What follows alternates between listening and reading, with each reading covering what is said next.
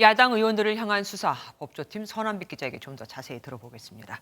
선 기자, 네. 어제 중형을 선고받은 이정근 전 민주당 사무부총장 수사가 여기까지 지금 연결이 된 겁니다. 네. 그런데 그 이 전 부총장이 휴대전화에 들어있던 파일이 굉장히 많다고 하더라고요. 그러면 또 야당 의원들에 대한 수사가 더 전방위적으로 확대될 수도 있겠네요.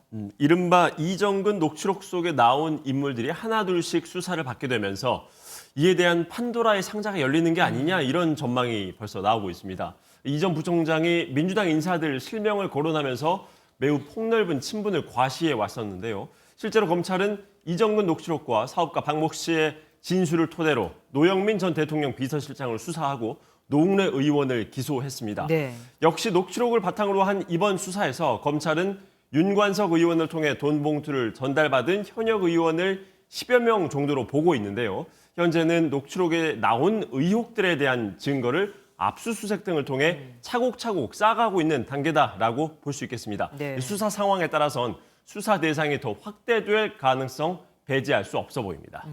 그리고 윤 의원에게 돈을 요청받았고 또 돈을 전달했다는 인물은 강래구 한국공공기관감사협회장입니다. 예. 정치인이지만 사실 일반인들에게 좀 낯설어요. 맞습니다. 좀 낯선 인물인데요. 19대와 20대 총선에서는 대전 동구에 출마를 했지만 낙선을 했습니다. 네.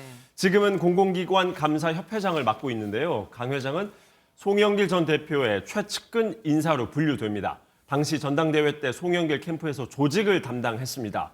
보통 캠프 조직 담당은 후보의 최측근이 맞죠. 그렇죠. 그래서 민주당 내에선 강 회장이 송 전 대표와 직접 소통을 할 수 있는 사람인데 왜 윤관석 의원을 통해서 돈을 전달했겠느냐. 검찰이 짜낸 기본 구도 자체가 말이 안 된다라는 얘기, 이런 지적도 나오고 있습니다. 아, 그래서 민주당에서는 이번 수사가 국면 전환용 아니냐 이렇게 주장을 하고 있는 거고요. 예. 검찰은 뭐라고 얘기합니까? 앞서 말씀하신 대로 민주당 권칠승 수석 대변인이 어제도 얘기했고 오늘도 얘기한 내용입니다. 이정근 전 부총장 휴대전화 포렌식을 오래전에 했는데 왜 이제야 야당 의원 압수수색이냐, 국면 전환용이 아니냐라고 지적을 했죠. 이에 대해서 검찰 입장은 좀 다릅니다.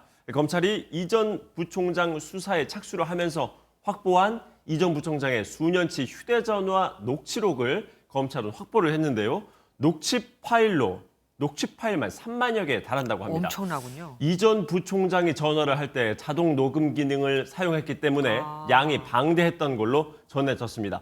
방대한 녹취록을 풀어내고 분석하고 또 여기에 나온 의혹들을 일일이 확인하는 과정이 오래 걸릴 수밖에 없는 일이라는 게 검찰의 설명입니다. 야당 의원들에 대한 수사가 과연 어디로 향할까도 관심 아니겠습니까? 예, 이번 수사는 민주당 전당대회 때 있었던 일을 수사하는 거죠. 그렇죠. 그래서 수사가 윗선을 향해서 계속 진행된다고 하면 검찰의 칼끝은 송영길 전 대표까지 향할 가능성이 있습니다. 네. 과연 송 전 대표가 현재 의혹이 제기된 돈 봉투에 대해서 알고 있는지 혹은 얼마나 관여했는지에 따라서 상황은 달라질 겁니다. 다만 검찰은 송 전 대표도 수사 대상이냐는 질문에는 구체적인 수사 계획 설명은 어렵다라고 답했습니다. 네. 어제 압수수색 대상의 전당대회 당시 실무 총괄을 맡았던 박모 전 보좌관이 있었는데요. 네. 이정근 전 부총장의 돈 봉투를 전달하고서 문자 메시지를 보냈던 인물로 언론 보도에서 지목됐습니다. 맞습니다. 일단 검찰은 압수물 분석과 함께 이러한 캠프 내 핵심 관계자를 중심으로 한 조사에 주력할 방침입니다. 예, 여기까지 듣겠습니다. 선한빛 기자와 함께했습니다. 안녕하세요, 김주하입니다. 공정하고 신속한 MBN 뉴스, 유튜브를 통해서도 만나보실 수 있습니다. 특히 더 많은 뉴스와 라이브를 보고 싶으시다면 오른쪽을 눌러서 구독하시면 됩니다. 어렵지 않죠? 빠르고 정확한 뉴스로 계속 찾아뵙겠습니다. MBN 뉴스를 시청해주신 여러분 고맙습니다.